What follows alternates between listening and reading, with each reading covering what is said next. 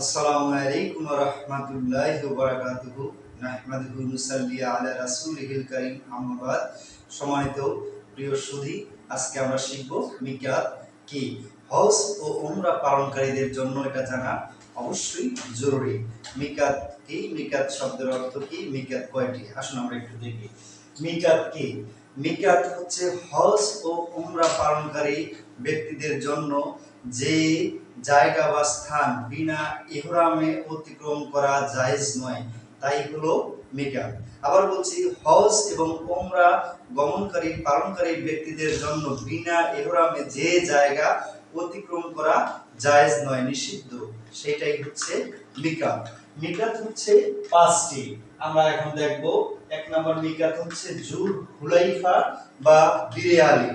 Joule Hulaifa বা বিরে আলী। তাহলে আমরা কিন্তু বলছি মিকাত কেন? মক্কার উদ্দেশ্যে যে স্থান থেকে প্রবেশ করা হয় ইহরামের সহিত, সেটাই হচ্ছে হলো মিকাত, এবং লক্ষ্যস্থল হচ্ছে মক্কায় প্রবেশ। অর্থাৎ জুল হুলাইফা এবং বিরে আলী এটি মদিনাবাসীর জন্য মক্কায় প্রবেশের মিকাত। এবং দুই নাম্বার হচ্ছে হলো ইয়া লামলাম। এইটা আমাদের দক্ষিণ পূর্ব এশিয়ার দেশবাসীর জন্য এটা হচ্ছে কি জেদ্দা হয়ে মক্কায় প্রবেশের পথ, সেইটা হচ্ছে ইয়া লামলাম। তৃতীয় নাম্বার মিকাত হচ্ছে আল জুহফা। সিরিয়া, মিশর এবং সেদিক থেকে আগত ব্যক্তিদের জন্য মিকাত হচ্ছে আল জুহফা, লক্ষ্যস্থল মক্কায় প্রবেশ।